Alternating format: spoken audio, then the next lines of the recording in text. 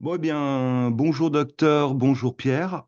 Ravi de vous retrouver pour ce nouvel entretien d'actualité politique du 27 juillet 2024.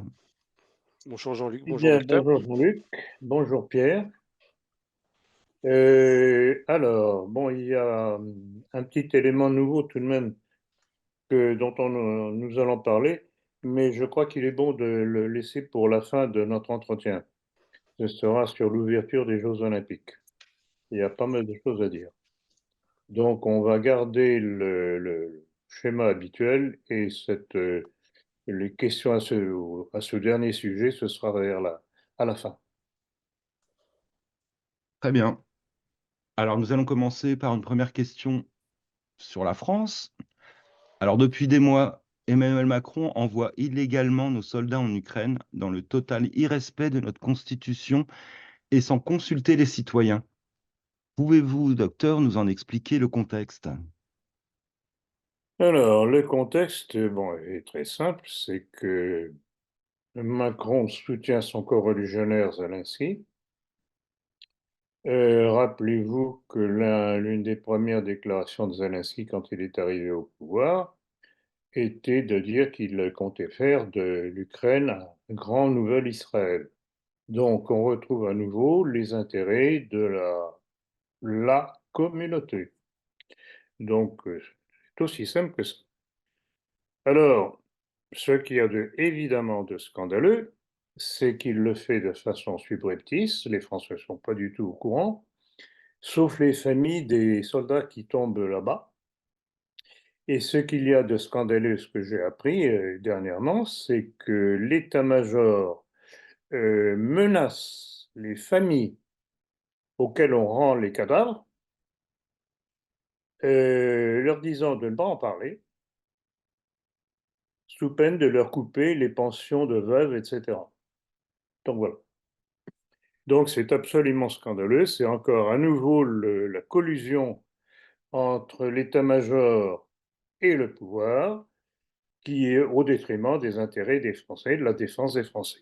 Qu'est-ce qu'on a à faire là-bas? Envoyer des soldats pour soutenir un pouvoir juif. Absolument aucune raison, sauf les intérêts partagés de Macron avec son coreligionnaire Zelensky. C'est aussi simple que ça, et aussi dramatique que cela, et aussi sanglant que cela pour beaucoup de nos soldats. L'Ukraine représente peut-être une sécurité à Nouvelle-Israël, au cas où des choses se passeraient mal. Exactement, exactement, c'est ça qui y a de sous-jacent. Je l'ai dit très souvent dernièrement, je le répète, euh, ils savent très bien qu'à terme, Israël est condamné. Alors, ça mettra plus ou moins de temps en fonction de l'aide des Américains et de la communauté internationale, mais sur le terrain, Israël est acculé. Ils n'y arrivent pas. Et pourtant, ils ont une supériorité d'armement contre le Hamas, mais sur le terrain, ils sont impuissants. Ils n'y arrivent pas. Alors, bombarder les populations civiles palestiniennes avec les petites bombes humanitaires, comme je dis, américaines, ça, il n'y a pas de problème, ils savent faire. Mais combattre contre les combattants du Hamas, c'est une autre histoire. Et puis, il n'y a pas que le Hamas. Il y a aussi le Yémen. Les Houthis, c'est le Yémen qui leur mène la vie dure. Et puis, il y a le Hezbollah libanais. En fait, Israël est condamné. Ils sont obligés de se battre en fait, sur trois fronts. Et c'est pour ça que je dis que tôt ou tard, Israël finira par disparaître. Finalement, ils n'étaient pas si mal en France. Comment? Finalement, ils n'étaient pas si mal en France. Oui, oui, justement. Alors, l'inconvénient de la disparition d'Israël, c'est qu'on risque de les voir arriver chez nous, comme si on n'en avait pas déjà assez. Vous savez que la Oui. France est la première puissance européenne à avoir les plus grandes communautés juives et musulmanes. Cocktail détonnant.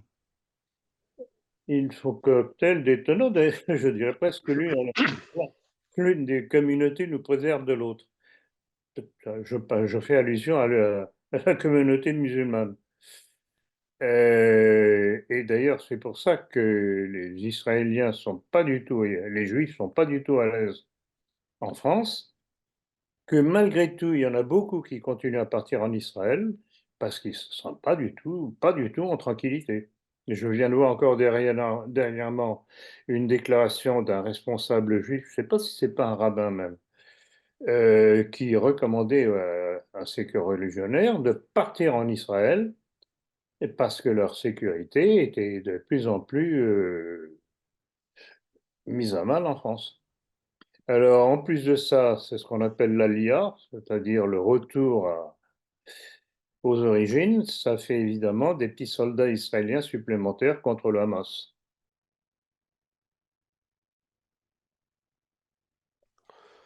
Alors, si on reste, si on revient sur l'Ukraine, hein, une nouvelle information vient de confirmer votre accusation envers Macron d'envoyer des troupes françaises en Ukraine tout en le niant. Mais quelles sont les implications en fait? Quelles peuvent être les implications de ces envois de troupes, hors, hors de tout cadre constitutionnel? Ah bah, de toute façon, l'implication directe, c'est que nous sommes en guerre contre la Russie. C'est aussi simple que ça. Donc on ne nous le dit pas. Et d'ailleurs, j'ai devant les yeux une note que j'avais prise. C'est la chaîne Le Réseau International du 23 juillet dernier qui révèle la chose. Suite à l'attaque des forces armées russes sur Odessa, donc en Ukraine, des militaires français et britanniques ont été tués. C'est un colonel de réserve de l'armée espagnole, Pedro Baños, qui révèle cela. Donc des soldats français sont morts, pas des mercenaires, donc des membres de l'armée officielle française, que Macron s'arroge le droit d'envoyer alors que les Français ne sont même pas au courant, sauf les veuves, avec la réserve, bien entendu, la menace que je vais citer tout à l'heure, c'est-à-dire que si elles disent que leurs maris sont morts en opération en Ukraine, eh bien, la pension de la veuve terminée, supprimée. Et cela avec l'aide de l'état-major. Donc voilà comment les choses se passent dans cette douce France macronienne. On peut dire qu'il tient parole parce qu'il y a quelques mois, il avait dit qu'à un moment donné, il allait devoir envoyer des gars là-bas. Je cite. Bien entendu, c'était pour habituer le public. Et alors, il y a aussi une chose qu'il faut citer, c'est tout de même la réaction du général André Coustou, qui a dit que la politique étrangère de la France relevait de la haute trahison. Donc, il est évident que si on avait un pouvoir normal en France, un pouvoir français en France, Macron devrait passer devant le tribunal militaire avec tout ce que cela comporte comme sanction. Hélas, ce n'est pas le cas. Alors, vous dénoncez souvent la police juive de la pensée. Un nouvel exemple de cette police vient d'éclater avec le député Émeric Caron qui conteste une plainte de l'Observatoire juif de France. Pouvez-vous nous en dire plus? Je ne vais pas pouvoir en dire plus que la petite notice que j'ai vue sur Internet. C'est un député de la France insoumise qui a durement réagi, estimant que cette plainte était une tentative de lui faire payer sa dénonciation du génocide à Gaza. Tout de même, ne pas oublier ce qui est en cours. Hein. Et, et donc, évidemment, on retombe toujours dans la fameuse déclaration de Annick Rigel quand elle condamnait l'insupportable police juive de la pensée, qui, dès qu'on dit quelque chose qui est préjudiciable pour Israël et pour les Juifs en général, bien entendu, silence, taisez-vous, sinon pampan. Alors, bon, c'est tout de même regrettable qu'il faille que ce soit un représentant de l'extrême gauche qui dise ça, et que sur la droite, ce soit l'aplatissement total et intégral devant Israël et les Juifs. Donc voilà ce qu'est devenu la droite en France, et notamment avec le RN, le Rassemblement national. En tout cas, c'est sans nous. Alors justement, un membre du RN, hein, un nouveau membre du RN d'ailleurs, selon Mathieu Vallée, élu Rassemblement national, je cite, l'ADN de la France, ce sont les Juifs. S'ils quittent la France, on perdra notre âme. Que pensez-vous de cette déclaration fracassante de de Et ce nouvel élu? c'est assez hallucinant. Vraiment, on se demande d'où il sort celui-là. C'est pas croyable. Alors, C'est un ancien policier. oui, et justement, j'allais venir justement sur la description du personnage parce que je suis allé sur internet et essayer de me documenter sur lui et bon, effectivement, ancien commissaire de police et ex-porte-parole du syndicat indépendant des commissaires de police. Ils sont bien équipés. Alors, il avait, selon RTL du 14 juin 2024, d'abord négocié pour être investi candidat dans le camp d'Emmanuel Macron lors des élections législatives de 2022. Et RTL révèle aussi que les discussions étaient si avancées qu'une candidature aux législatives face à Marine Le Pen, dans le Pas-de-Calais, avait même été envisagée. Et puis, 2 ans plus tard, à l'occasion des élections européennes, il change de chemise et cette fois, il flirtiche avec Stéphane Séjourné, le ministre des Affaires étrangères de Macron. Et finalement, ce sera sous l'étiquette du Rassemblement national qu'il prétendait combattre il y a peu, qu'il se présente et il est élu, heureusement, au Parlement européen. Voilà, donc c'est en tant qu'élu du RN qu'il fut invité le dimanche 21 juillet sur RTL. Voilà le genre d'individu qui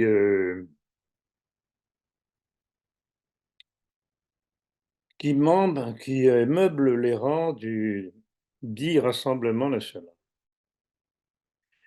Alors, hmm, c'est incroyable, vraiment.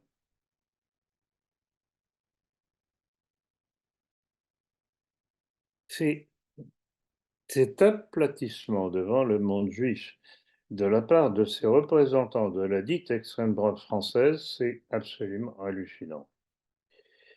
Et, et je me pose la question, lors de prochaines élections, entre un représentant ou une représentante du Rassemblement national et un représentant de la France insoumise, je vous fiche mon billet que je voterai pour la France insoumise. Parce que pour nous, le problème essentiel, l'ennemi, c'est quoi? C'est la judéo-maçonnerie. Alors, dans la mesure, quelle que soit son étiquette, qu'un parti ou qu'un représentant de ce parti mette le doigt là où ça fait mal, eh bien, ça nous convient.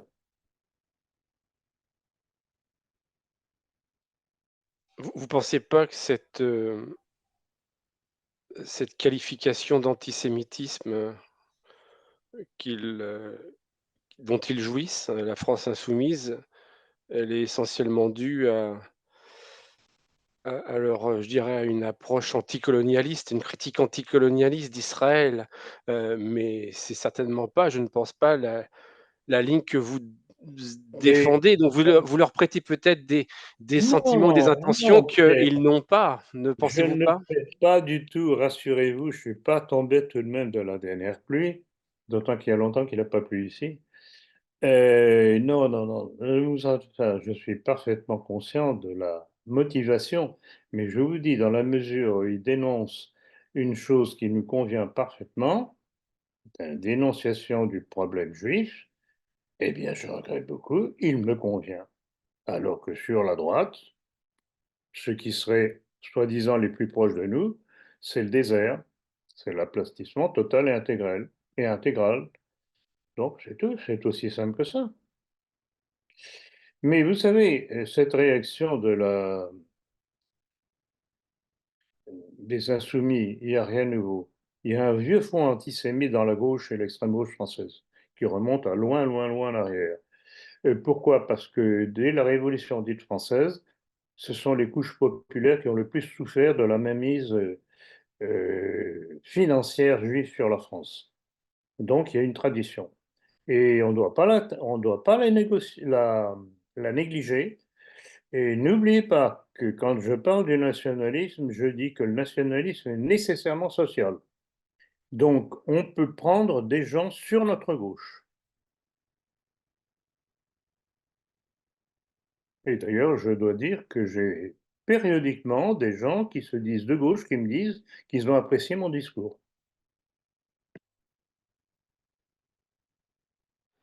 Alors, la députée d'Europe Écologie Les Verts, Sandrine Rousseau, voudrait reprendre le contrôle de la dette en confisquant les économies des Français. C'est dans le point du 4 juillet de cette année. Est-ce légal? Bien sûr que non. Bien sûr que non, c'est toucher à la propriété privée. Mais tous ces gens-là, évidemment, ne rêvent que d'une chose, c'est le communisme, on n'en sort pas. C'est l'abolition de la propriété privée. Alors, c'est d'autant plus scandaleux que tout cela découle du fameux quoi qu'il en coûte depuis Sarkozy, Hollande et bien entendu Macron. Ce sont eux qui nous enfoncent de plus en plus dans une dette colossale. On en est aujourd'hui à 3100 milliards d'euros depuis Sarkozy, Hollande, Macron, le clan juif. Pourquoi cherche-t-il à nous enfoncer comme ça? Ce serait peut-être bon que les Français se posent la question. Donc voilà, ça découle de la situation économique de notre pays, qu'il aurait dû, bien entendu. Alors évidemment, devant ces dépenses fastueuses du quoi qu'on en coûte du pouvoir, pouvoir macronien, qui fait suite à celui de Sarkozy et de son autre prédécesseur Hollande, il est évident que cela a une origine. Je faisais allusion au quoi qu'on en coûte. Je crois que la première fois qu'on en a entendu, ça a été la fameuse pandémie du Covid, où Macron disait oui, quoi qu'on en coûte, et on achetait, on achetait, on achetait. Il faisait acheter au nom de la France des milliards et des milliards de doses de cette saloperie de vaccin qui s'est révélée. Tous les jours, on a encore des statistiques qui tombent de la mortalité due au vaccin, pas au Covid, au vaccin. Donc voilà par qui nous sommes gouvernés, par des gens qui, en fait, loin de vouloir notre bien, cherchent notre mal et éventuellement nous éliminer. Donc, merci. Il faut le savoir. Il faut le savoir. Et tout cela avec notre argent. Toujours aux politiques françaises. Après les législatives, Laurent Wauquiez, qui vient d'être élu à la tête des députés Les Républicains, a annoncé: nous ne participerons pas à des coalitions gouvernementales. A-t-il raison? Et à votre avis, qu'est-ce qui l'a poussé à cette décision? Alors, qu'il ait raison, totalement. Je lui donne entièrement raison. Pour quelle raison? Ben, je pense tout simplement parce qu'il a des ambitions présidentielles et qu'il comprend très bien que ce n'est pas en apportant son aide à Macron en perdition qu'il va préparer son lit pour les présidentielles. Donc, bon, c'est bon à prendre. Après, c'est à savoir s'il ne va pas se contredire, parce que souvent avec les républicains, c'est le cas. Ils disent des choses bien, et puis après, comme si on leur remontait les bretelles, ils prennent peur et ils reviennent en arrière. Donc, on verra. Ah, en tout cas, le problème pour nous, c'est un casse-tête chinois, c'est la quadrature du cercle, parce qu'on est quasiment forcé de voter pour des gens qui, sur le plan traditionnel, sont nos ennemis, c'est-à-dire la gauche, l'extrême gauche, mais qui disent des choses qui, même si ce n'est pas pour les mêmes raisons que nous conviennent. C'est une situation, mais pas évidente pour trancher pour quelqu'un qui n'est pas, qui n'a pas un raisonnement révolutionnaire.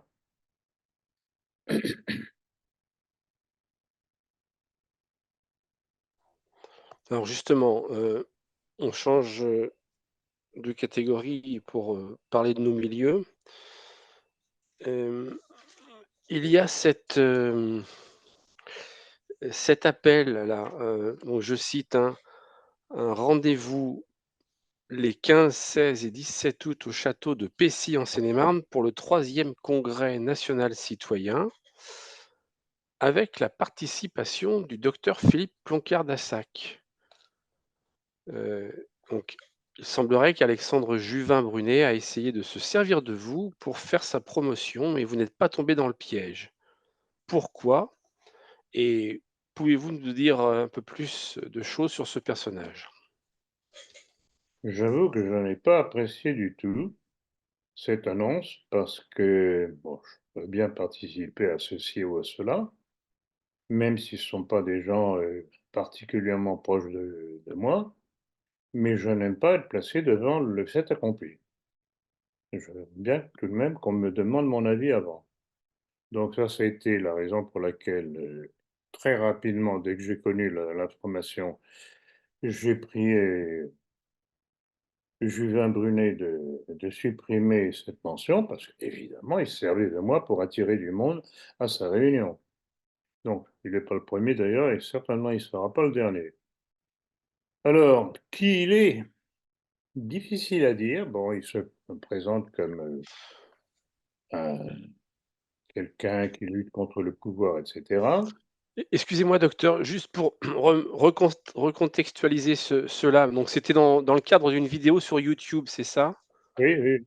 Mais il n'a pas essayé de vous contacter. À aucun moment il n'a essayé de vous contacter directement, de vous téléphoner ou de vous envoyer un email? D'accord, OK. Alors, ce que je sais de lui, c'est que c'est un ancien gendarme. Je crois qu'il était capitaine. Je me pose la question, pourquoi n'est-il plus dans la gendarmerie? Pour quelle raison? C'est un personnage au point de vue politique que j'apprécie pas particulièrement. Il est gaulliste. Euh, donc je n'aurais vraiment aucun intérêt de me prêter à son petit jeu, etc. Donc, aussi clair que cela.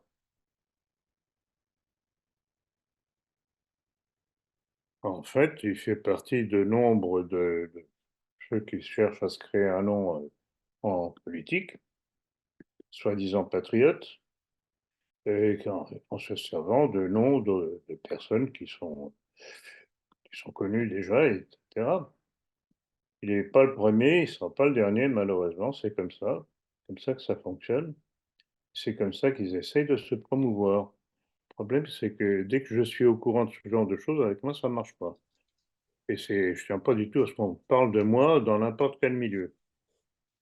Toujours en France, le président du Rassemblement national, Jordan Bardella, s'est excusé sur BFM TV le 3 juillet dernier des erreurs de casting, assurant que tous ceux qui tiennent des propos qui ne sont pas conformes seront mis à la porte. Citation du Point du 3 juillet.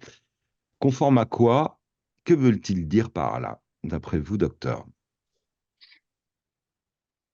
Bah, ça coule de source. C'est la doxa républicaine et juive. Donc, tout ce que... Bon, j'avoue que dire qu'il va faire le ménage, depuis les années que le Front National, le Rassemblement National font le ménage au sein du parti pour éliminer les cadres qui ne seraient pas conformes à la doxa républicaine et juive, d'où la citation de ce personnage dont on a parlé tout à l'heure, comme il s'appelait déjà cet individu, Mathieu Vallée. Hein. L'ADN de la France, ce sont les Juifs, etc., etc. Bon, bah, voilà ce que c'est que le Rassemblement national. Donc, on n'a absolument plus rien à voir avec ces gens-là. Alors à l'étranger, les milieux juifs s'inquiètent de la possible candidature de la vice-présidente Kamala Harris après le retrait de Biden. Pourquoi selon vous? J'avoue que j'ai été un petit peu perplexe. Je suis allé un petit peu gratouiller sur internet. Elle a des déclarations, qui permettraient de comprendre cette méfiance des milieux juifs envers elle. Mais d'un autre côté, bon, chaque fois, c'est un petit peu contrebalancé par une autre déclaration qui serait favorable à Israël et cetera. Donc c'est toujours ce monde politique écœurant qui un jour dit une chose qui semble correcte, enfin, et qui, devant les réactions, se rattrape immédiatement, quasiment s'excusant pour dire le contraire. C'est la politique. Alors ceci dit, je dois dire que bon, vous savez que c'est qu'elle est métisse.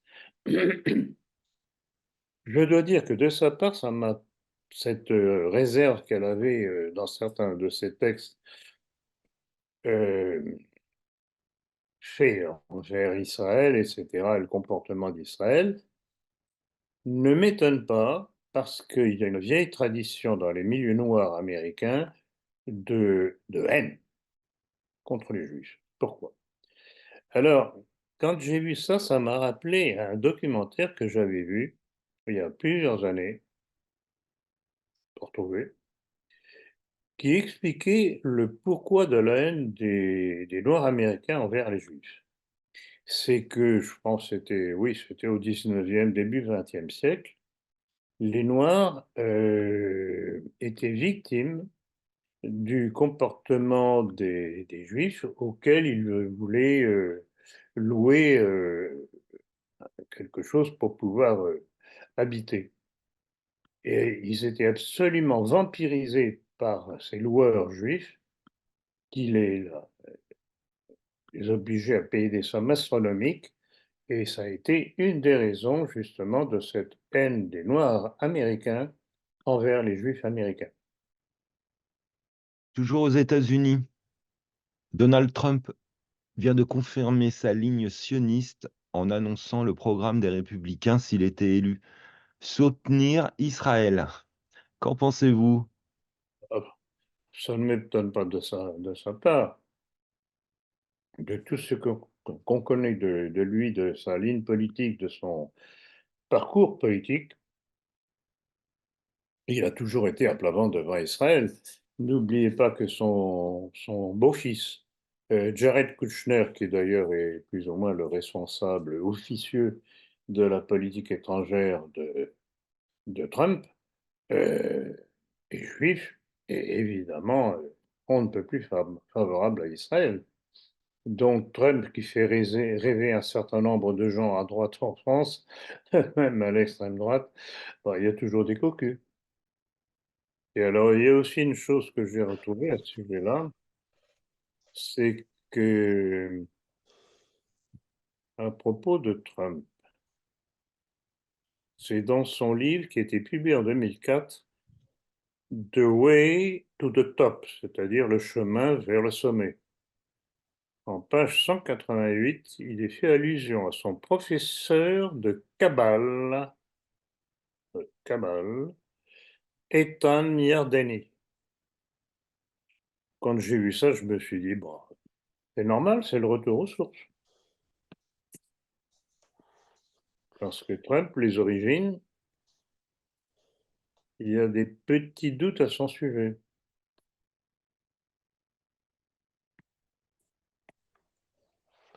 Alors, que pensez-vous de la tentative d'assassinat que ce même Donald Trump a essuyé?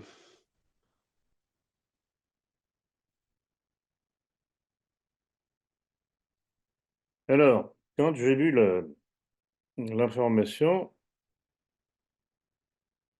bon, je suis allé un petit peu chercher sur Internet ce que je trouvais là-dessus.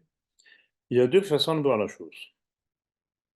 Ou bien c'était un attentat réel raté qui cherchait à éliminer un concurrent politique, pourquoi pas, pour les prochaines présidentielles américaines, pourquoi pas. ou bien c'était un faux attentat, ce que je crois, pour mettre en valeur Donald Trump et justement le favoriser en le victimisant en perspective des prochaines présidentielles. Donc, c'est ce que l'on peut appeler un événement sous faux drapeau, un, un attentat simulé. Et alors, il y a de curieuses images qui circulent sur Internet. Apparemment, cet attentat qui apparemment a été simulé, on voit dépasser du col de Trump à un moment où il tourne la tête une espèce de poche remplie d'un espèce de liquide noir, donc de très foncé. D'où l'hypothèse qui est lancée sur Internet, justement, que cet attentat a été préparé. Encore une fois, c'est un montage cinématographique, genre 11 septembre et compagnie, pour faire croire à l'attentat. Donc, on entend un bruit, une balle, deux balles éventuellement. Il se touche l'oreille. Ah, il a été touché par une balle. Et tout de suite, il y a apparemment du sang qui coule. Apparemment, donc, ça semblerait venir d'une poche qui était prévue pour la chose. Donc, on est en pleine fiction, en pleine politique fiction. Donc, c'est pas sérieux. De toute façon, dans les attentats politiques, si réellement on veut éliminer un adversaire politique, il est très rare que le ou les tireurs ratent la cible. Euh, Plus de ça, il y a une information intéressante qui vient de Réseau International, selon lequel la blessure à l'oreille de Trump se trouve bien plus haut par rapport à la trajectoire de la balle. Ça veut dire quoi, ça? Donc, moi, ce que je pense, même indépendamment de cette information fondamentale d'ailleurs de Réseau International, c'est que ce prétendu attentat a été fait pour le victimiser, afin de le présenter comme le candidat qu'il faut élire aux prochaines présidentielles américaines. Alors sans vous contredire, on peut dire qu'il y a quand même eu il y a quand même eu des tentatives récemment, hein. Robert Fico, en Slovaquie, qui est qui a été gravement blessé et Oui, mais Viktor alors, Orban qui oui, Pierre, il y a les vrais et il y a les faux. Fico, ça, je suis persuadé que c'était un vrai attentat. oui, parce que c'était en écho à ce que vous disiez sur le fait que généralement ils n'échouent pas, ce ne sont pas des tentatives, ils aboutissent. Et Oui, Viktor Orban pareil en Allemagne qui a failli être victime d'un attentat, ça n'a pas été tellement médiatisé en France. tout à fait. Mais Robert Fico, effectivement, est un élément dangereux pour pour le pouvoir mondial, parce qu'en fait, il soutient la position russe. Oui, comme Orban, Normal. c'est le parti de la paix, on va dire. Tout à fait. Alors pour en revenir à Trump, il y a quand même eu, je crois, 1 mort ou 1 ou 2 morts et un blessé grave, quand même dans Oui, cette oui, histoire. oui. Apparemment, oui, j'ai vu ça. C'est bien mal visé, je trouve. Et vous pensez qu'il aurait besoin de ça pour, justement, forcer la sympathie et gagner encore plus de voix? Oui, je pense. Je pense parce que Kamala Harris n'est pas sans partisans, je pense. Alors à l'époque, on avait Biden, hein. Oui, c'est vrai. À l'époque, on avait Biden. Est-ce que Biden avait déjà donné sa démission? Je ne me rappelle plus. Non, c'est après, je Non, pas crois. encore, pas encore. Je crois que c'était pas encore, hein. Bon, en tout cas, tel qu'on nous montre l'attentat, et je vous dis avec ces petits détails soulignés par Réseau International, méfiance, méfiance, moi j'y crois pas. Justement, avez-vous vu la thèse développée par Youssef Indy à ce sujet et qu'en pensez-vous?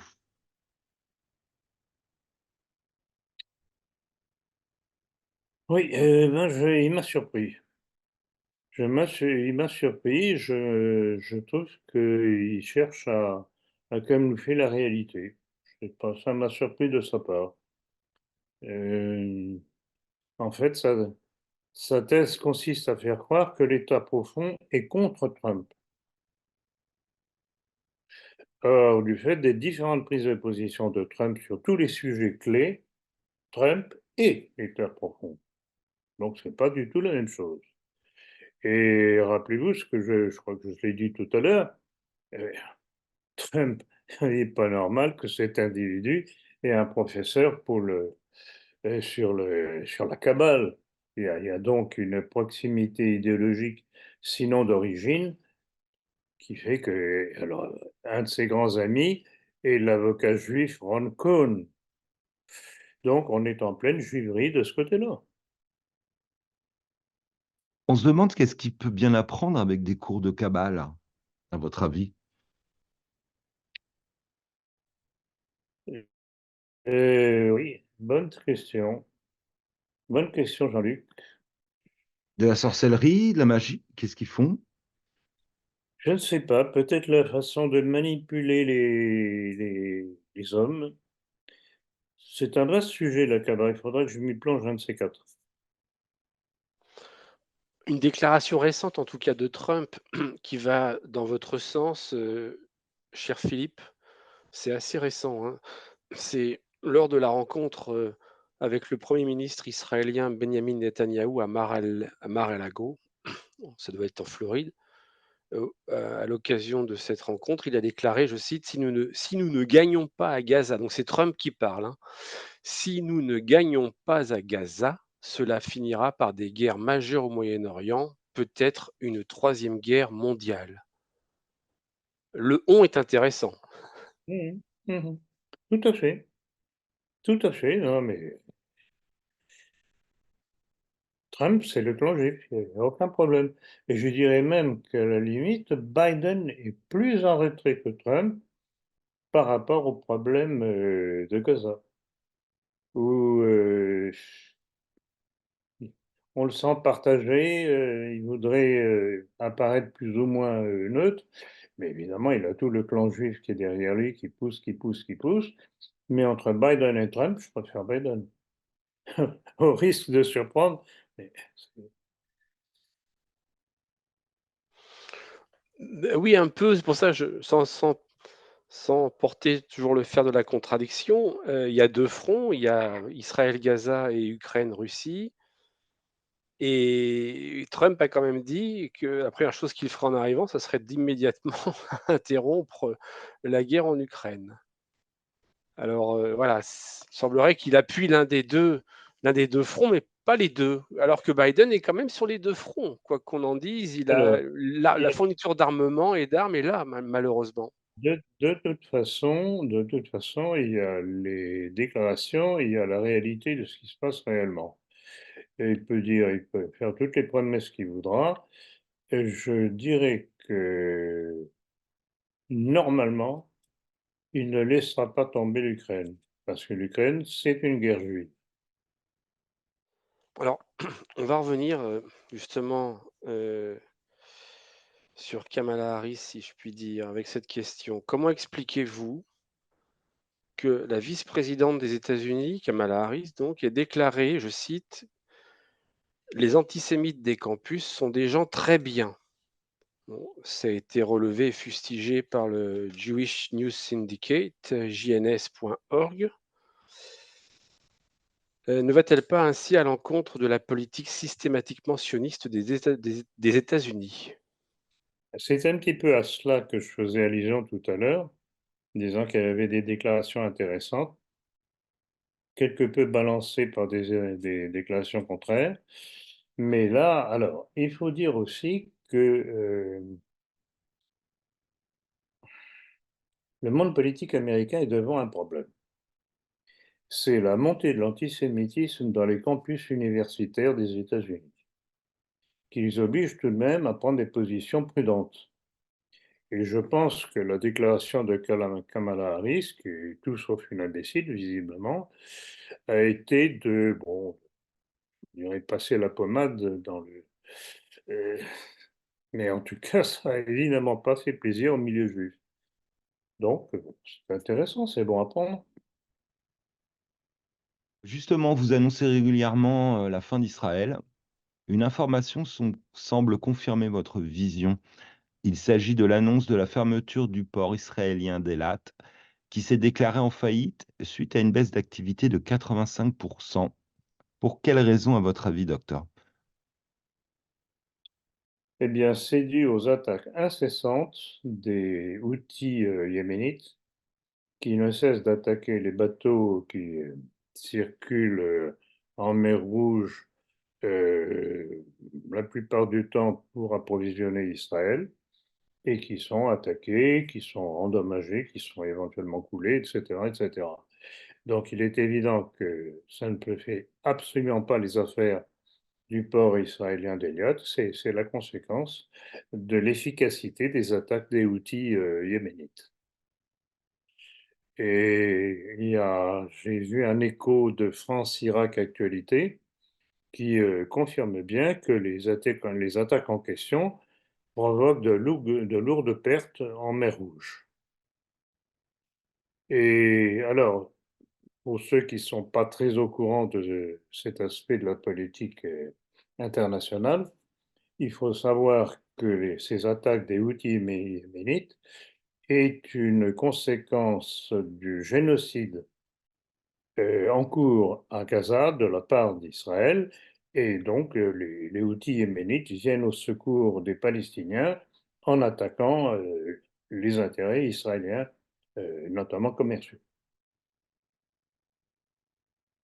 Selon Strategic Culture Foundation, un an après la déclaration de guerre du Yémen à Israël en solidarité avec les Palestiniens, justement, la, la mer Rouge est devenue en quelque sorte un lac yéménite.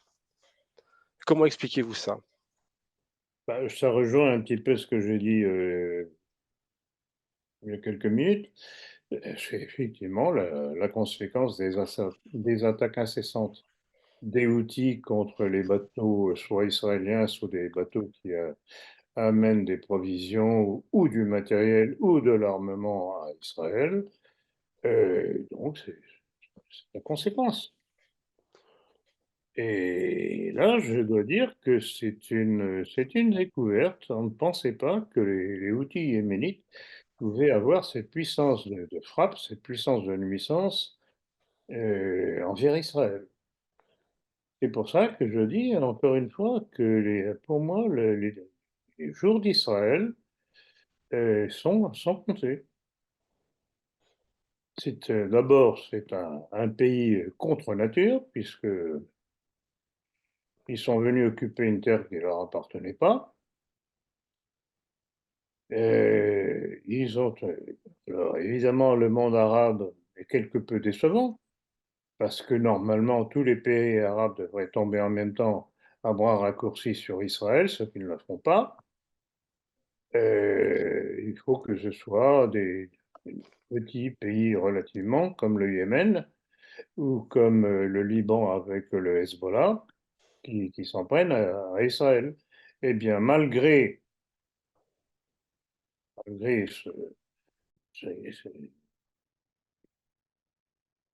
puissances relativement faibles contre Israël, eh bien, malgré tout, Israël est en danger.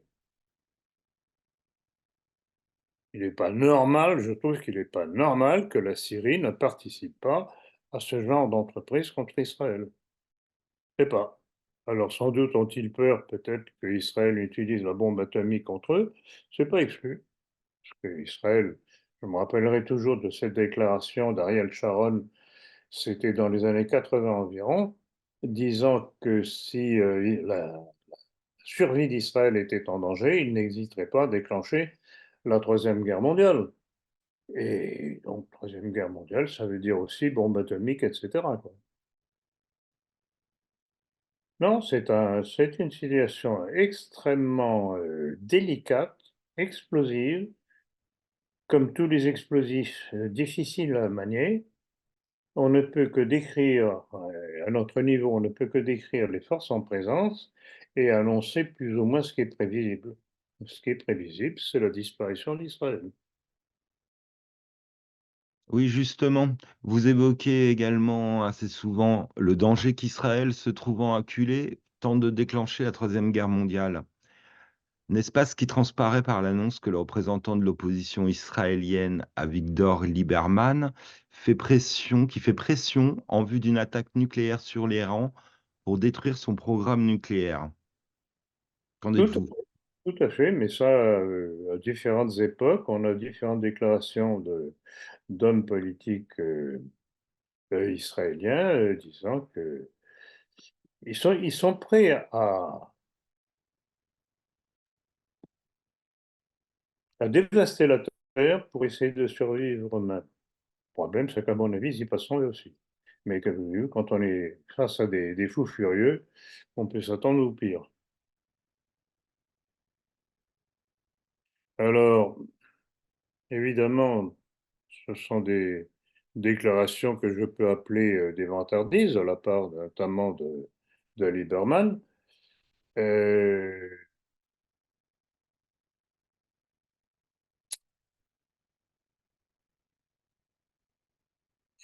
mais s'ils n'ont pas encore attaqué avec la bombe atomique, c'est qu'ils ne savent pas très bien ce que le réserverait l'Iran en réponse. Déjà que, rappelez-vous, il y a quelques mois, l'Iran leur avait donné une petite notion de ce qu'ils étaient capables de faire en attaquant Israël. Et le soi-disant dôme de fer israélien fourni par les États-Unis a été totalement inefficace face aux drones et aux missiles envoyés par les Iraniens. Et c'était un petit avertissement parce que les Iraniens avaient prévenu les Israéliens et les alliés d'Israël de la date et de l'heure de l'attaque. Et c'est ce qui donne justement une notion de leur impuissance.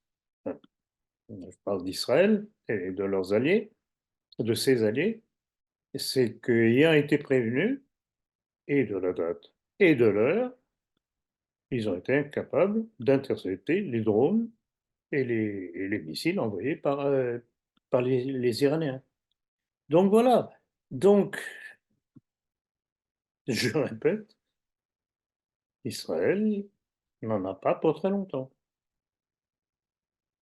Israël est acculé et justement, c'est ce qui pousserait certains à vouloir utiliser l'arme atomique pour essayer de survivre coûte que coûte. Mais quand on commence ce genre d'histoire-là, on sait quand ça commence, on ne sait pas comment ça se termine, et encore moins quand ça se termine. Alors, il y a une chose aussi qui est intéressante de signaler, que je vois périodiquement apparaître sur Internet, ce sont des informations sur le nombre anormal de journalistes qui sont tués en Israël. Ils sont là pour couvrir l'événement, pour révéler ce qui se passe, et notamment les massacres des Palestiniens à Gaza par les Israéliens.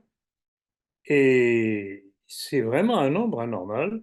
Et le dernier en date, c'est tout simplement l'assassinat du directeur d'Al-Aqsa Radio, qui amène le nombre de morts à 160.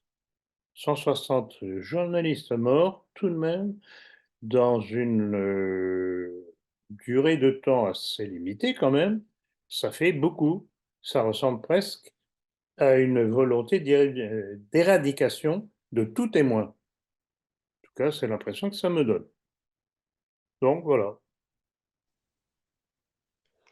Alors justement, ce comportement d'Israël n'explique-t-il pas, entre autres choses, la montée de l'antisémitisme dans le monde?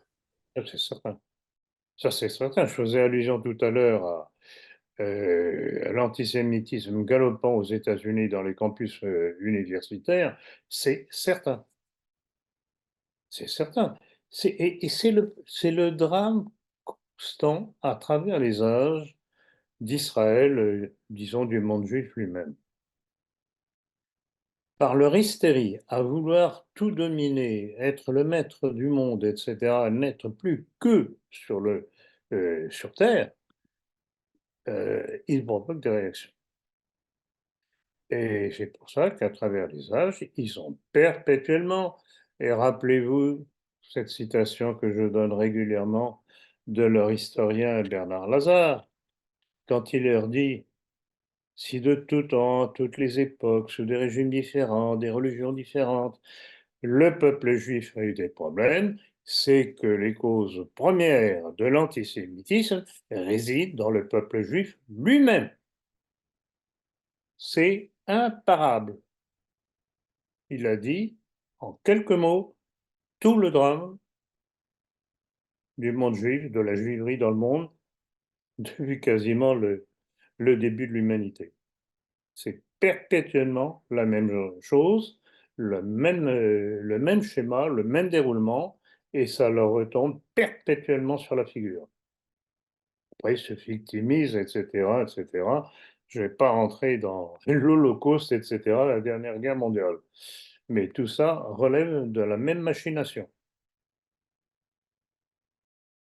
Alors justement, n'est-ce pas ce que le présentateur de la 14e chaîne de télévision israélienne a annoncé? Nous, les Israéliens, arrivons, nous allons tuer tout le monde dans le monde, y compris toute l'Amérique. Que pensez-vous de cette déclaration incroyable? L'hystérie juive. L'hystérie juive, il n'y a pas d'autre terme. Il se croit au-dessus de tout, de l'impunité totale intégrale, et en fait, et je l'ai déjà dit d'ailleurs, quand on voit toutes ces déclarations et vous les mettez bout à bout, on se dit, mais finalement, ce qu'ils veulent, c'est n'être plus qu'eux sur Terre, que toutes les autres populations qui ne sont pas eux doivent disparaître, et qu'ils entendent le faire. C'est aussi simple que ça.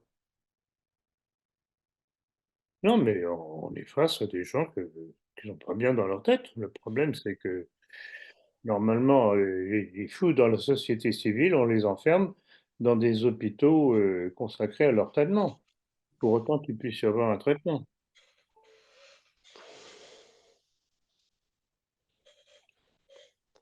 Alors justement, en Terre sainte occupée par Israël, l'Église catholique est constamment persécutée. Pouvez-vous nous en expliquer le contexte? C'est toujours la même chose, c'est la haine des Juifs contre le christianisme, puisque à partir du moment où ils n'ont pas accepté le message du Christ, eux que l'on disait le peuple élu ont cessé d'être le peuple élu par leur propre faute. Donc ils en veulent évidemment au Christ, à tout ce qui représente le Christ, donc le christianisme. Donc pour eux, c'est l'ennemi, ils en sont l'ennemi implacable, parce qu'ils ont été chassés de leur paradis, si on peut dire, par leur propre faute. Non, mais c'est hallucinant. Le problème juif, je vous garantis que quand on se plonge un petit peu dans tous les textes juifs, que l'on réfléchit à tout ce que cela veut dire, on se dit, c'est un, c'est un peuple unique dans l'histoire de l'humanité. Et unique pas de façon flatteuse, mais dans le sens de tout ce que cela comporte comme violence, comme meurtre, comme génocide. C'est un peuple qui n'est pas normal. Et dès ses origines, je dis, même avant la crucifixion du Christ, il y a un problème juif. Alors que l'Algérie appelle la communauté internationale à s'unir pour mettre un terme aux crimes sionistes à Gaza et à soutenir le peuple palestinien, en revanche, à part des manifestations populaires, le pouvoir marocain est bien discret sur le martyre de Gaza. Pour quelle raison, à votre avis? Pour une raison très simple, qui est historique d'ailleurs, c'est que le Maroc euh, est très influencé par les Juifs. Et rappelez-vous, j'ai déjà fait allusion à ça à quelques reprises, les invasions mauresques en péninsule ibérique ont été financées et poussées par les Juifs du Maghreb. Donc il y a rien de nouveau, c'est toujours la même chose. C'est toujours la même obsession juive d'essayer de supprimer toute influence chrétienne qui leur est, je dirais pas qui leur est hostile, mais dont ils ne veulent pas. À propos d'Israël, j'ai un texte là, enfin, d'Israël et du monde juif. Je voudrais vous citer ce texte. C'est un article qui date de 2023 dans le Times of Israel. Donc, c'est le pasteur Rick Wiles de Floride à propos des Juifs. Et voilà ce qu'il a dit. Ils sont trompeurs, ils complotent, ils mentent, ils font tout pour accomplir leur programme politique. Israël était derrière l'assassinat du président John Fitzgerald Kennedy. C'est ainsi que les Juifs fonctionnent. En 1919, il avait aussi déclaré: ce ne sont pas les musulmans qui vont nous tuer, ce seront les Juifs. Donc vous voyez, petit à petit, tout de même, dans le monde, y compris aux États-Unis, les gens se rendent compte de la nocivité particulière du monde juif. Et donc, là aussi, je dis, ce qui leur est déjà arrivé dans l'histoire de l'humanité va leur arriver à nouveau. Ils ne savent pas s'arrêter. Leur hystérie et leur volonté de domination implacable sur le reste du monde fait que tôt ou tard, ils se font rejeter et ça se termine mal pour eux. Et d'ailleurs, rappelez-vous, c'est vous qui avez cité, je crois, c'est moi qui en ai parlé tout à l'heure, cette citation de la 14e chaîne de la télévision israélienne. Il faut y revenir, même si on en a déjà parlé. Nous, Israéliens, arrivons, nous allons tuer tout le monde dans le monde, y compris toute l'Amérique. Mais écoutez, ils sont pas bien dans leur tête, ces gens-là. Ils sont pas normaux. C'est un peu se tirer une balle dans le pied également, détruire C'est une l'Amérique. balle dans le pied, mais ils en sont même pas conscients. Ils sont tellement sûrs de leur suprématie mondiale, qui malheureusement est tout de même assez évidente, qu'ils croient que tout ça passera. Puis bien entendu, ce sont des choses qui sortent dans leur milieu. C'est tout de même la 14e chaîne de la télévision israélienne.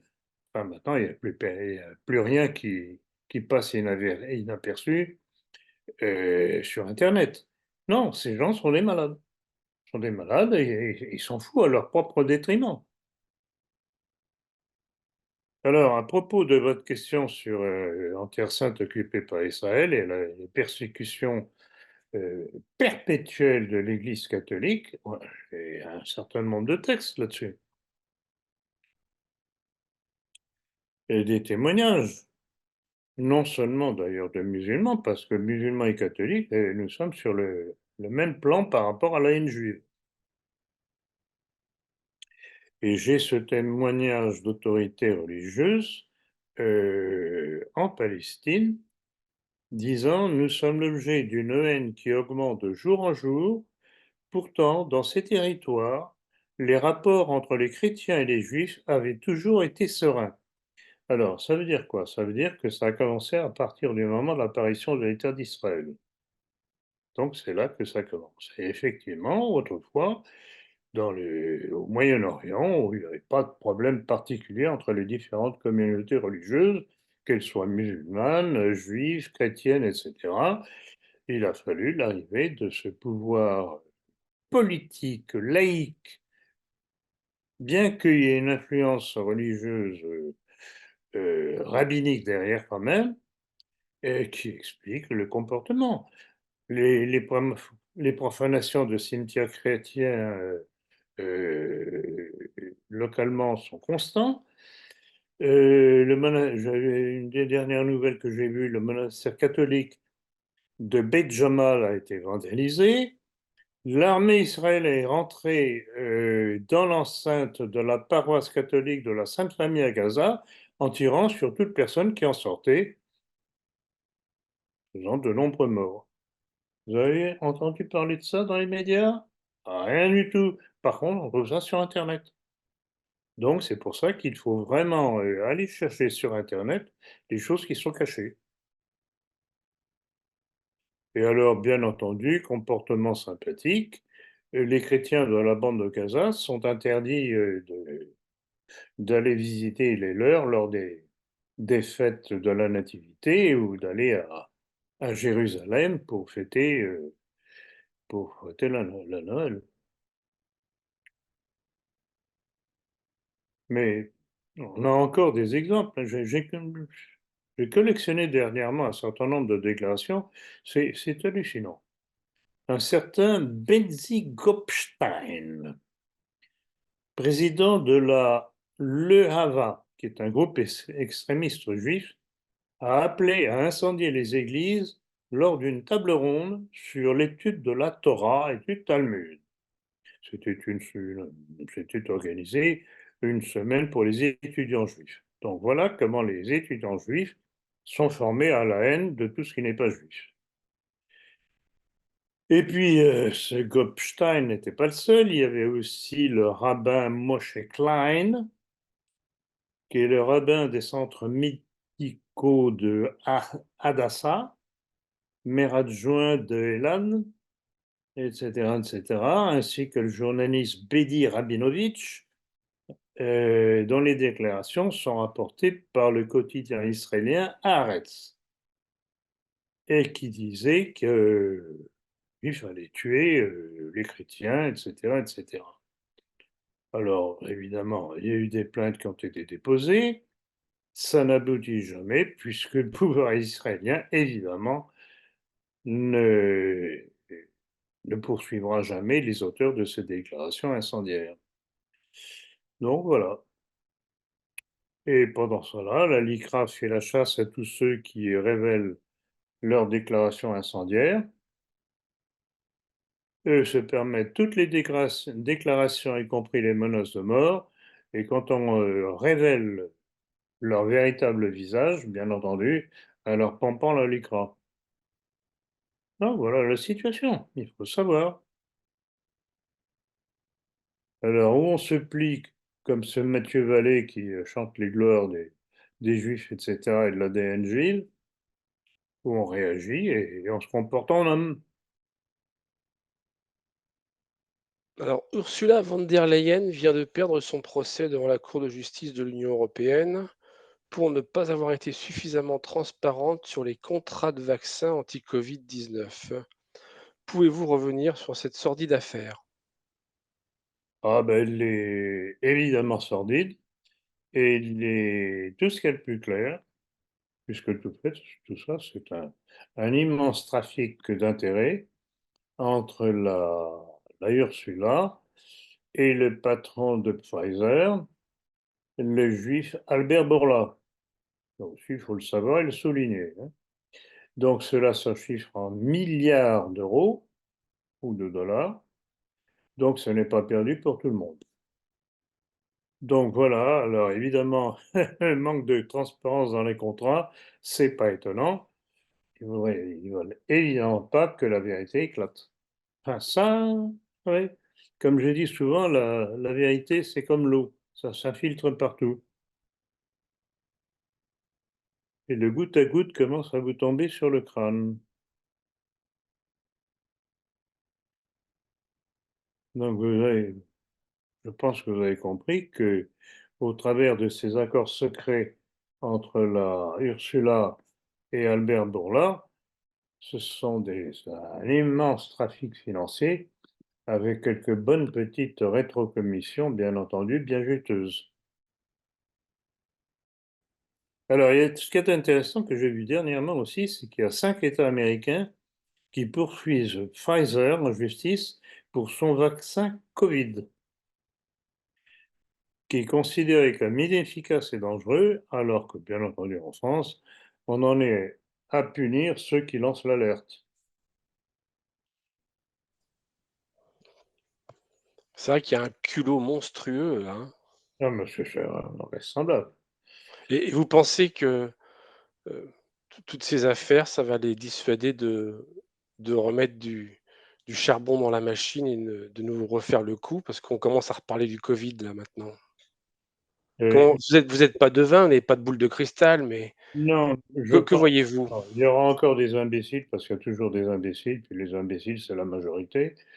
Je pense qu'il y aura encore des victimes, des malheureux, tant pis pour eux. S'ils ne sont pas assez intelligents pour comprendre ce qu'on leur veut. Mais je pense que ça n'aura pas l'ampleur que ça a eu dernièrement. Alors, il y a aussi ce qu'il faut dénoncer sans arrêt, c'est le comportement criminel d'Emmanuel Macron, qui a institué une véritable dictature vaccinale. Vous savez très bien que c'était dans les années de 2021-2022, jusqu'en 2023 plus ou moins. Toute personne qui n'étaient pas vaccinés ne pouvaient pas travailler. Alors c'était notamment le cas des infirmières qui ont été obligées de se faire vacciner pour pouvoir travailler, continuer à travailler et gagner leur vie. Et dans d'autres domaines, la même chose. Donc c'est non seulement le créateur, Albert Bourla, de cette saloperie de vaccin est un criminel contre l'humanité, mais Emmanuel Macron est un assassin. Je l'ai dit et répété en clair sur Internet.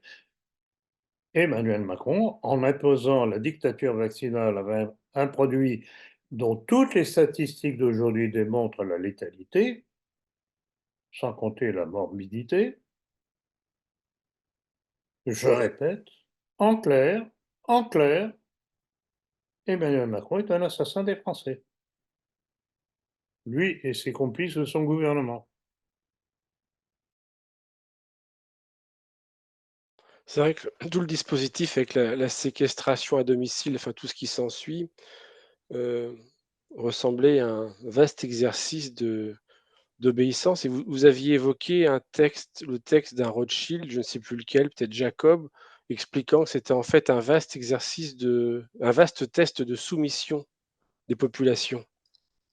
Est-ce que vous pensez que ça remarcherait à Bah, nouveau? j'y ai touché il y a quelques petites à peine, justement en disant que je pense que si vous venez de refaire le même jeu, ça marcherait encore, mais certainement pas dans les Oui. mêmes. Parce que tout de Mmh même, mh. il y a des gens, je sais, j'ai encore aujourd'hui des échos, soit directement, indirectement par des personnes, soit qui ont eu des conséquences suite à la vaccination, à laquelle ils ont cru bon de se soumettre, ou bien parce qu'ils ne pouvaient pas faire autrement, soit de leurs proches ou de personnes qu'ils connaissent par amis, etc. Donc l'information circule, que c'est une saloperie. Alors qu'est-ce qu'ils vont inventer comme nouveau virus ou bactéries, etc., pour proposer un nouveau médicament et refaire l'opération, je n'en sais rien.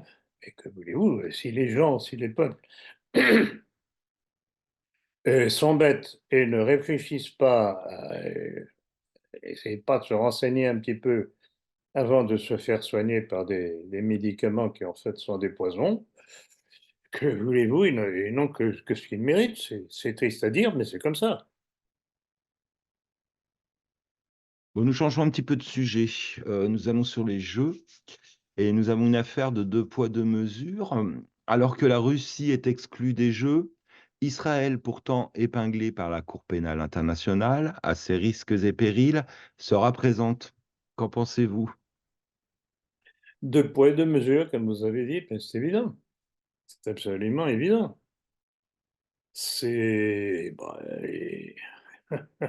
n'oubliez pas que Macron étant juif, évidemment, il ne peut que favoriser ses coreligionnaires. Donc on n'en sort pas. Et donc il est évident que ce genre de mesure ne va pas améliorer l'antisémitisme qui fleurit en Russie, d'où cette dernière information que j'ai vue. Ervan Gersovitch, journaliste juif emprisonné en Russie, a été accusé par les autorités russes d'espionnage pour avoir collecté des informations sur une usine de chars russes pour le compte de la CIA. Donc tout ça est lié, mais tout ça est lié pour les mêmes intérêts. Donc, euh, donc, je demande à ceux qui écouteront cette émission de bien noter que Macron est juif par sa mère. et ne fait que favoriser les intérêts juifs. D'ailleurs, je pense qu'on aura l'occasion de reparler de lui et de sa politique à propos de l'ouverture des Jeux olympiques à Paris. Oui, on va faire Oui, ça à la fin, là. Il va falloir en parler, tellement absolument. c'est scandaleux. On pourra rappeler d'ailleurs que la la péniche ou le navire sur lequel se trouvait la délégation, israélienne a été, copieusement sifflée. Mais on va revenir sur ça. Je rappelle simplement cette citation faite à Kiev le 5 avril 2022 par Volodymyr Zelensky, je cite: «Je pense que tout notre peuple sera notre grande armée. Nous deviendrons un grand Israël». Tout à fait, mais je cite, régulièrement cette citation. Hein, C'est fondamental pour comprendre le problème ukrainien, les enjeux, c'est fondamental à connaître. Ça, on ne peut pas connaître et comme je crois que c'est vous qui le disiez tout à l'heure, il est évident que, heu, constituer en Ukraine un nouveau grand Israël comme dit Zelensky, mais ça devient urgent pour les Israéliens d'Israël. C'est le c'est l'issue de secours. Mais je ne sais pas du tout si ce sera une issue de secours qui durerait longtemps. Le problème alors juif justement, est éternel, on n'en sortira pas. Partout où ils sont, ils créent des problèmes, ils créent des réactions et ça leur retombe régulièrement sur la figure. Tant qu'ils sont comme ça et à mon avis, ce sera jusqu'à la fin des temps, ils auront toujours les mêmes conséquences de leurs actions. justement, le rappel de cette citation nous amène à la dernière question, initialement prévue, hein, avant d'évoquer 2 autres sujets en fin d'entretien. Donc, cette question: après avoir assuré qu'il ne négocierait pas avec Poutine, voilà Zelensky, qui en fait infléchit son discours ou change son discours. Il infléchit sa posture diplomatique et souhaite désormais ouvrir des discussions avec la Russie. Qu'est-ce qui, selon vous, explique ce revirement? Bah, tout simplement qu'il attrape la raclée en Ukraine.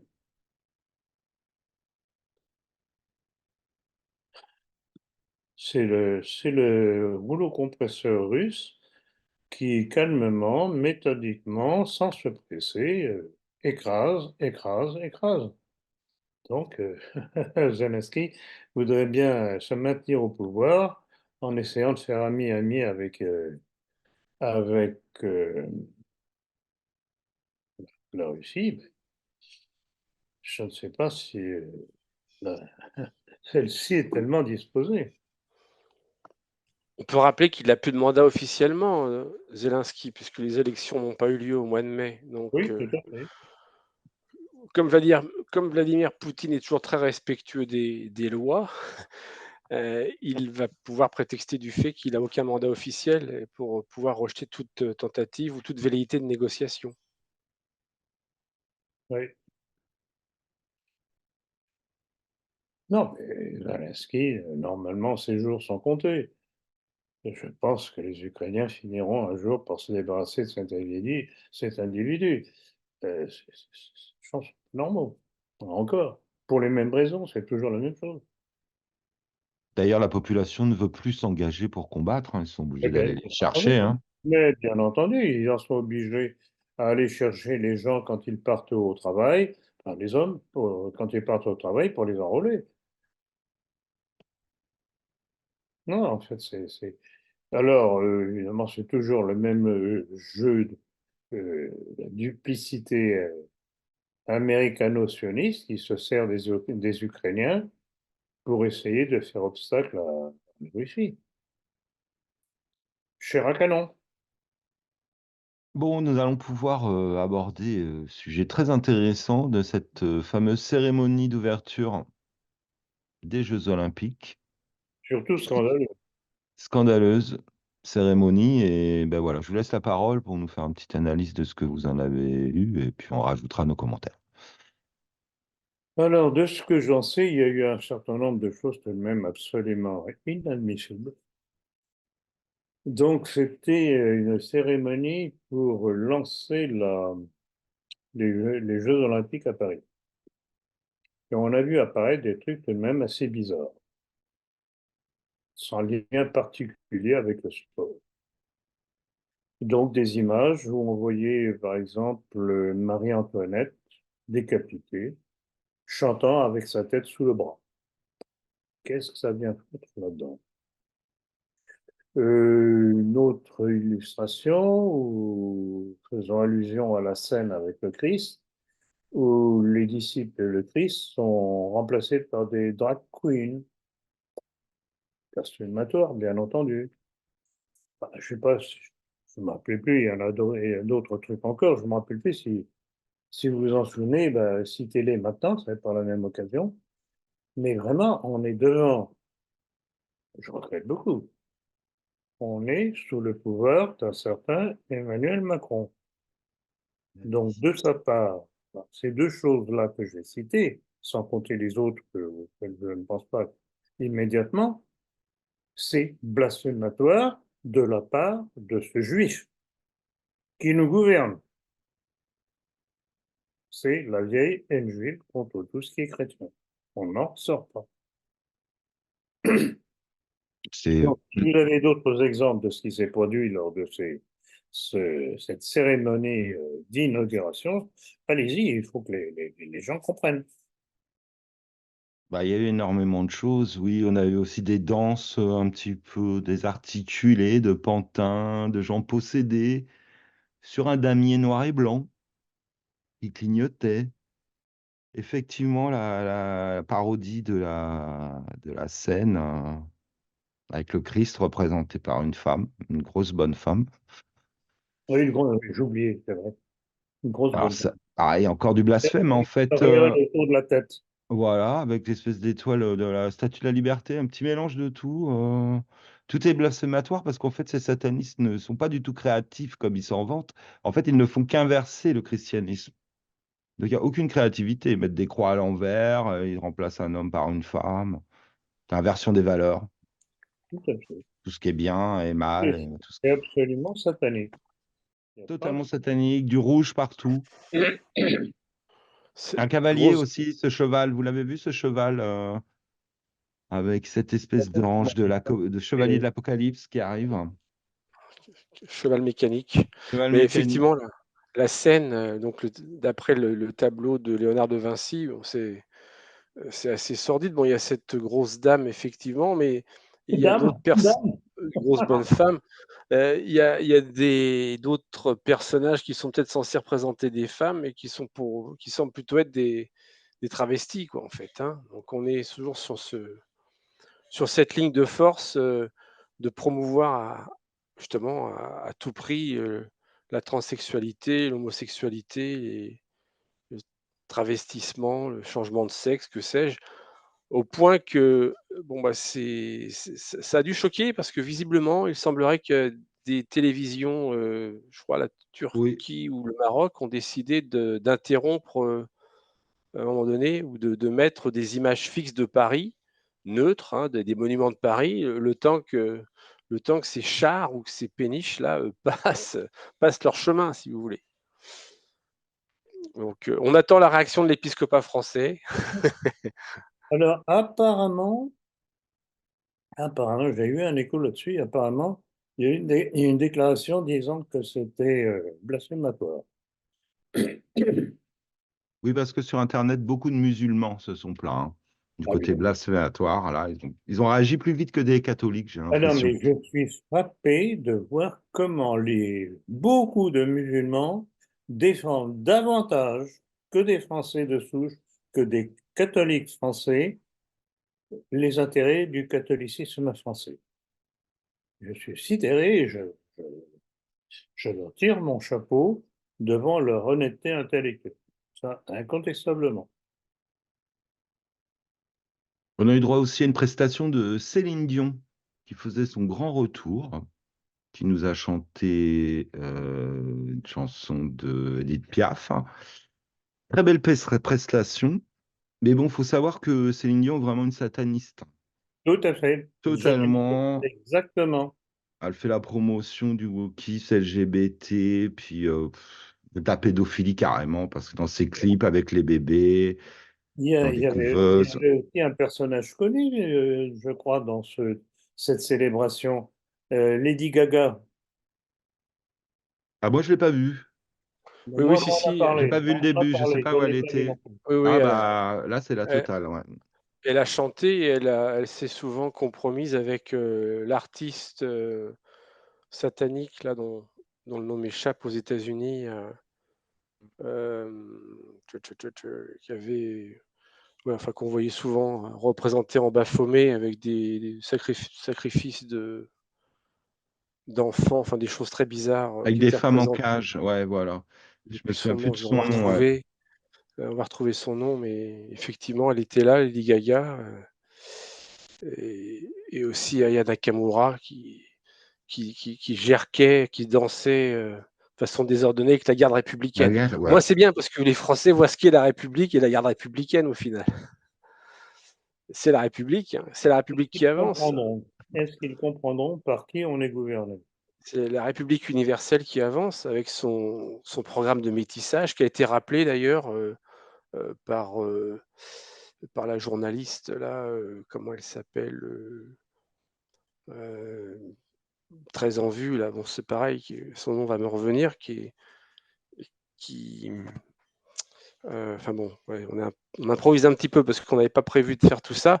Ça va me revenir, je vais repréciser les choses. Mais voilà, avant d'oublier aussi, ce qui est intéressant, c'est que bon, le cortège israélien a été hué, parce que bon, quand même, les abords, le public était quand même trié sur le volet, on peut imaginer, il fallait un QR code, personne ne pouvait se présenter comme ça, c'était quand même très très filtré. Et pour autant, bon, Macron a été copieusement hué, sifflé, hein, au moment où il a déclaré ouverte la cérémonie d'ouverture. Donc voilà, il y a toujours cette réaction, malgré tout, des gens qui sont là, qui comprennent quand même. Oui. Bon, espérons que ça ira en s'amplifiant de plus en plus, et puis qu'on se débarrassera de cette vermine. Non, mais c'est ce degré de haine contre le christianisme, ce degré de blasphème, c'est faible. Ça, vraiment. Et pourtant, je dirais que nous sommes au courant, en principe quelque peu blasés, mais on est encore sidéré de leur haine incommensurable. Et c'est eux qui nous gouvernent. Ce sont eux qui nous gouvernent, pardon. Ah, le message, voilà, la journaliste, c'était Léa Salamé, hein, qui a Ah déclaré, oui, oui, oui. je cite: «Dans ce pays qu'on dit divisé, fracturé, virgule, ce message d'une France à la fois métissée, diversifiée, jamais je ne l'oublierai». Donc voilà, c'est un des objectifs, hein, Elle en est, clairement. elle en est. Elle est d'ailleurs avec le petit, Glucksmann, je crois, non? Bataillon. Donc voilà, c'était assez maçonnique, mais pour le moins, mais en ligne avec d'autres cérémonies, hein. On se rappelle de Londres en 2012 où on avait une espèce de grande figure aussi, de grand automate, avec une seringue. Enfin bon, ça nous annonçait gentiment le Covid, Tout à fait, 8 ans exactement av ce 8 que ou 10 j'allais ans dire. avant. Oui, Tout à donc fait. voilà, tout ça est Et très conséquent. ils sont obsédés. Ils sont obsédés et en fait, ce sont des génocidaires parce Oui, qu'en ils sont fait, bâtards. ils veulent la dépopulation. On peut rappeler éventuellement également l'inauguration du nouveau tunnel du Gothard en Suisse, où Tout à fait. Oui, également Ah oui, ah oui. un homme habillé en Satan, hein, Mais en diable, a fait des danses. Et... vous avez des images, ce serait intéressant d'intégrer ça quand vous publierez l'entretien. D'accord, ouais, je vais essayer de retrouver ça. Et puis des images justement de cette ouverture des Jeux Olympiques à Paris. Quelques images bien parlantes aussi, ça fait très bien pour ouvrir les yeux à ceux qui verront notre entretien. Non, on mettra ça à la fin de l'entretien, ouais, pour terminer en beauté.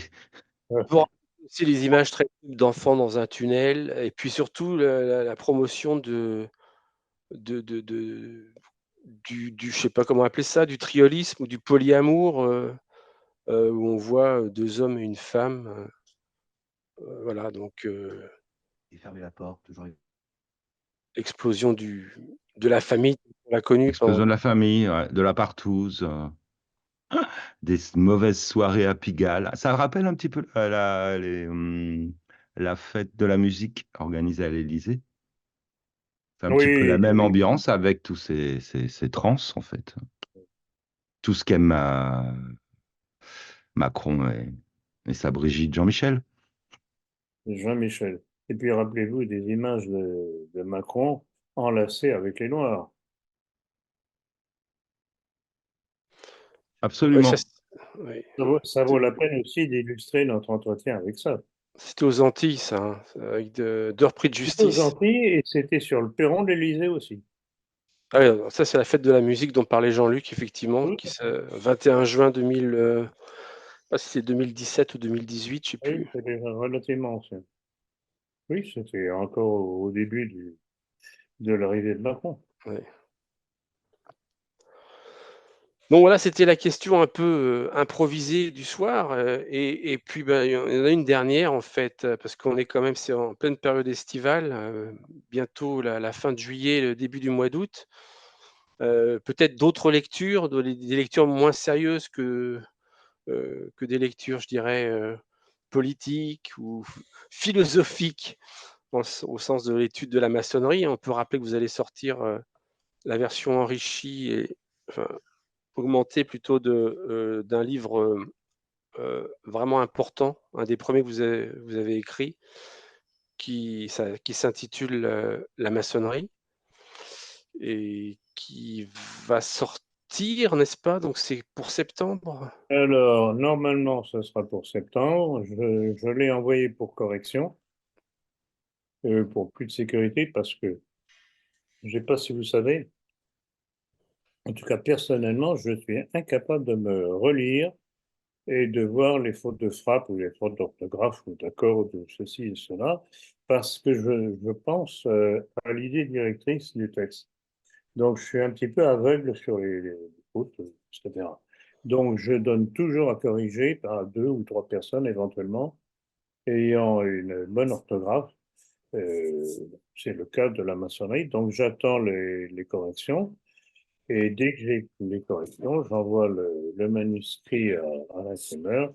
Et normalement, on devrait avoir le livre pour la rentrée de septembre, même peut-être avant. Alors, je vous signale aussi que je suis en train de revoir mon livre Bonaparte Hitler Poutine, là aussi avec de nouveaux documents.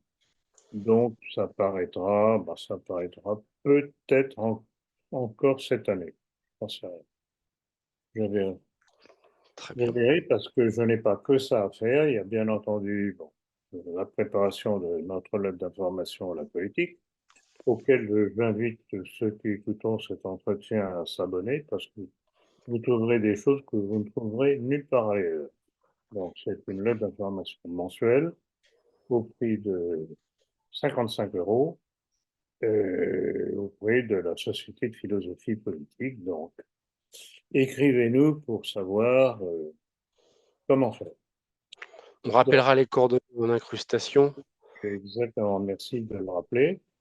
Donc, ça, c'est une chose. Donc, j'ai ça à faire.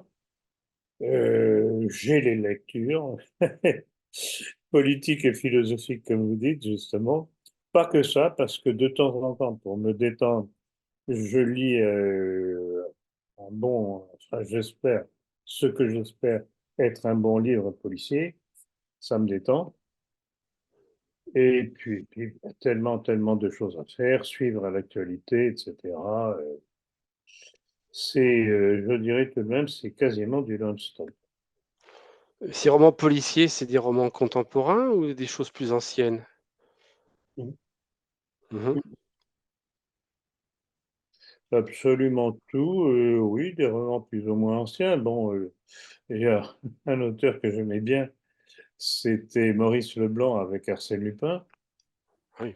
Mmh. Ça, je le connais quasiment par cœur, donc non, mais dans la littérature policière ancienne, il y avait des choses très intéressantes. Il y avait par exemple le livre de, comment il s'appelait déjà? Je crois que c'était Maurice Leroux, non?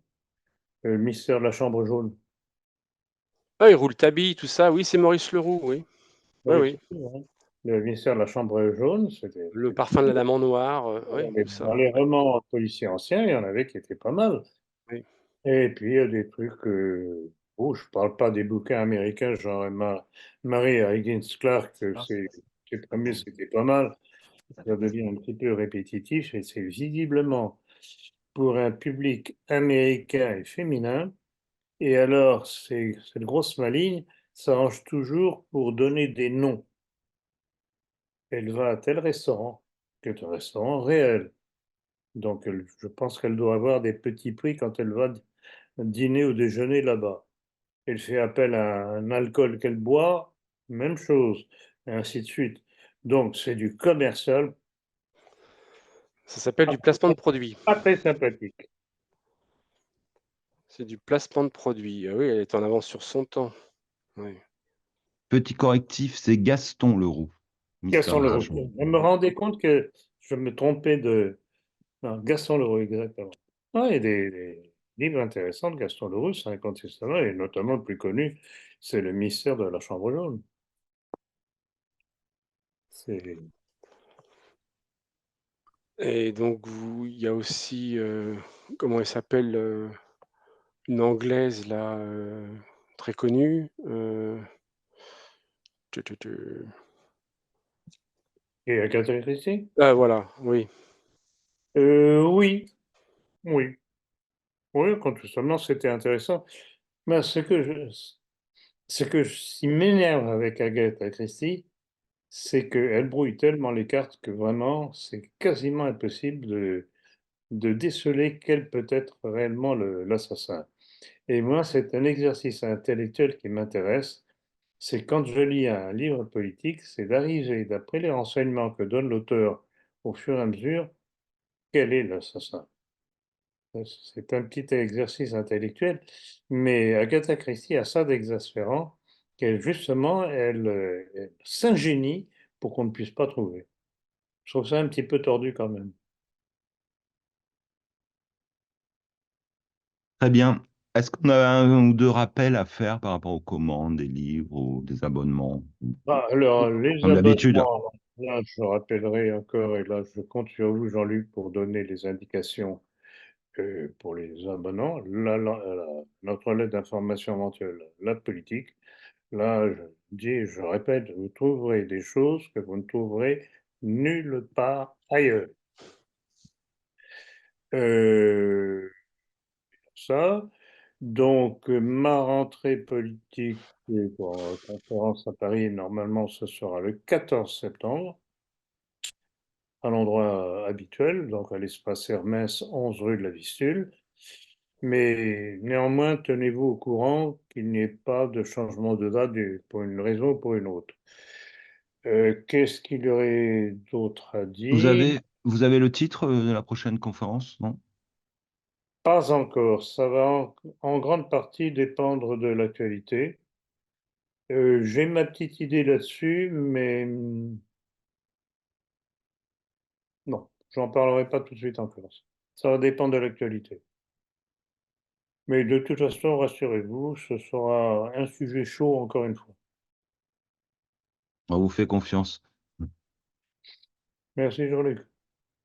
Bon, ben, nous sommes à la fin de cet entretien. C'était un plaisir d'être avec vous. On remercie les internautes. On vous demande de vous abonner et de mettre un petit pouce, ça fera Et marcher de, la chaîne. et de faire connaître, et de faire connaître, Et de partager, évidemment. de partager, de relancer, de relayer, etc., etc. D'ailleurs, beaucoup de correspondants me disent, mais vous savez, on relaye, on relaye, on relaye, etc. Certains me disent que par contre, parfois, ils rencontrent quelques oppositions déterminées. Évidemment, ce que je peux dire dérange quand même par la clarté de mes propos.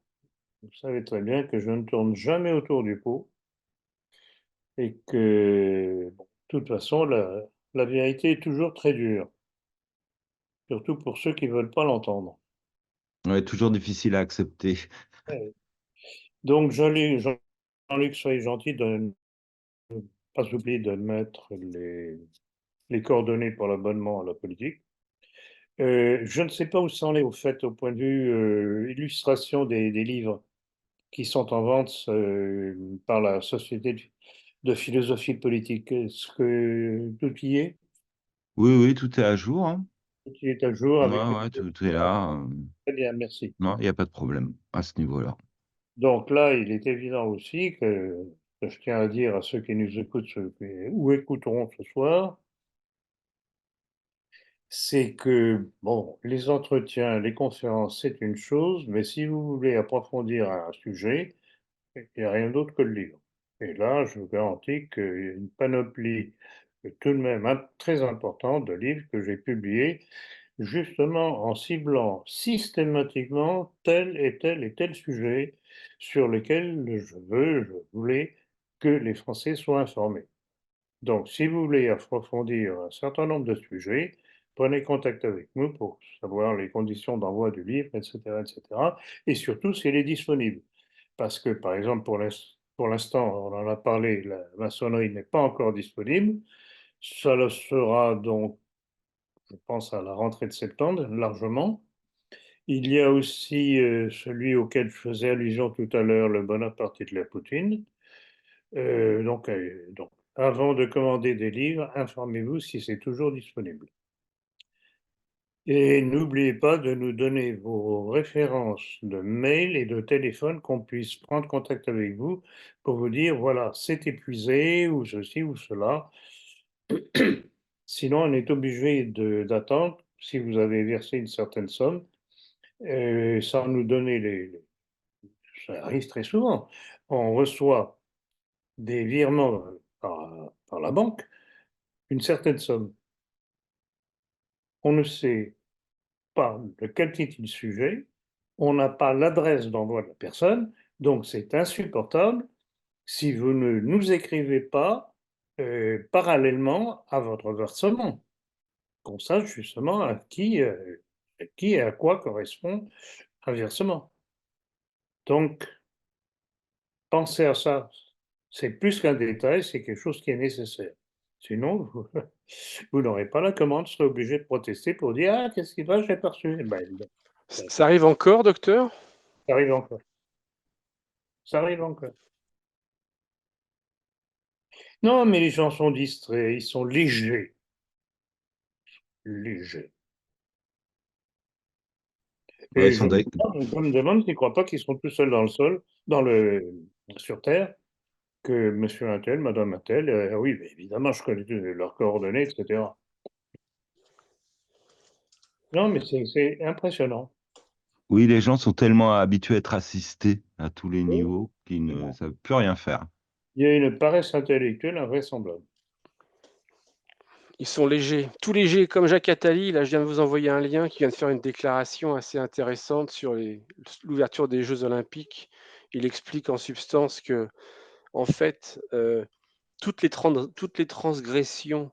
Alors déjà, il explique qu'il était co-organisateur avec Jacques Lang et Good en 89 pour la commémoration du bicentenaire de la Révolution. Ça, je ne savais pas. Je ne savais pas qu'il avait joué un rôle. Jacques Attali, hein. Donc il explique que c'était toutes les transgressions qu'on a vues hier soir, en fait, dans 10 ans, soit elles nous sembleront tout à fait normales, ce ne seront dès lors plus des transgressions, soit au contraire, on regardera ça rétrospectivement et on considérera que c'est un point culminant d'une certaine forme de décadence et qu'on a été trop loin et qu'on va vers un retour en arrière. Et lui, bien sûr, il pense que c'est plutôt la première option qui va pouvoir prévaloir. Donc Attends, voilà. cher petit Attali, un de nos maximum pourrisseurs. Le Là, destructeur de la France. Hum, c'est un lien que j'ai récupéré chez c'est pas EER d'Alain Vous me l'avez Soral, dit. mais je vous l'ai envoyé à l'instant, Parfait, à tous les merci. deux. Merci Pierre. Mais bon, Attali, comme tous ceux de sa communauté, sont vraiment des pourrisseurs. Ils sont là pour détruire la France chrétienne, la chrétienté même s'ils peuvent, etc. C'est une guerre à mort. Rappelez-vous le texte que j'ai cité tout à l'heure. C'est une guerre à mort. après cette conclusion. Nous vous souhaitons d'excellentes vacances à tous, à vous, Alors, docteur. vacances, oui, relatives Avec quand un même, peu de je travail, vais oui. dire, tout de même, non, parce que, bon, ça n'arrête pas, ça n'arrête pas, et puis j'ai tout le courrier, etc., auquel il veut répondre, etc. Ça n'arrête pas, même si je voulais arrêter, je peux pas. Bon, je m'arrange pour prendre des petites pauses, justement, donc lire, en espérant un bon bouquin policier, éventuellement, et puis, bon. Non, mais ce qu'il y a d'intéressant, c'est que ça se développe de plus en plus, hein, incontestablement. Quand j'ai commencé en 2001, jamais je n'aurais pu rêver d'en arriver où j'en suis aujourd'hui, grâce à vous aussi, mes collaborateurs, puisque il n'y a pas que moi, il y a toute l'équipe, à travers de ce que vous apportez comme information, des questions intéressantes que vous posez, lesquelles je peux répondre pour ouvrir les yeux à ceux qui n'ont pas compris, etc., etc. C'est un tout et ce tout progresse, progresse, progresse. Donc, on n'a pas à se plaindre. Non, notre gros problème, c'est que nous avons incontestablement, quand on voit le nombre de visionnages des entretiens et des conférences que je fais, on a un public, un énorme public derrière nous. Et pas simplement en France, mais à l'international aussi, et notamment dans les pays musulmans. Ça, ouais, beaucoup me le signalent constamment. Le problème, c'est que nous n'avons pas de représentation politique sur laquelle nous appuyer. Rassemblement national, on en a parlé tout à l'heure, c'est absolument exclu. Je les considère désormais comme des ennemis. Et que chaque fois que je pourrai, j'essaierai de pousser à la fin de ce faux parti, soi-disant patriotique, et encore moins nationaliste. Donc, pour nous, le rassemblement aujourd'hui, c'est un ennemi. Je le répète. Vous avez un Mathieu Vallée qui vient vous dire que l'ADN de la France, c'est la juiverie et compagnie. Je regrette beaucoup, ça me laisse franchement en travers de la gorge. Donc, c'est exclu. D'ailleurs, Oui, si Marine Le Pen et le petit Bardella avaient quelque chose dans le pantalon, enfin je parle pour Bardella surtout, un Mathieu Vallée, pas plus tôt arrivé au Rassemblement national, aurait dû être viré, ce qu'ils n'ont pas fait, ce qui en dit long sur eux. Donc voilà. Donc, le Front National, terminé. Plus jamais je ne voterai ni recommanderai de voter pour le Rassemblement national. Leur ADN n'est plus la nôtre, si elle l'a jamais été. ça a le mérite d'être très clair. Alors, ça plaît à beaucoup, ça déplaît à certains. Et d'ailleurs, c'est ce qui me fait très grand plaisir. Très bien. Nous sommes à la fin de cet entretien. Nous allons nous dire au Oui, revoir. ben, c'est dommage de se quitter comme ça, hein. Ben oui, Mais mais on bon, va se retrouver bientôt. il n'est de bonne compagnie qui ne se quitte, comme on disait autrefois. Tout à fait. Bon, docteur, Bon, je vous souhaite... écoutez, Ah, merci à vous, merci de votre collaboration, de tout ce que vous avez apporté en plus dans cette émission. Et puis la prochaine, je ne sais pas quand est-ce qu'on la fera, ça dépendra aussi un petit peu de l'actualité. Peut-être qu'il y aura encore un truc scandaleux sur lequel il faudra qu'on se précipite pour commenter. Donc on verra. Donc quand même, je vous souhaite de bonnes vacances reposantes, merci. Vous le plus aussi. possible, et puis, la suite au prochain numéro.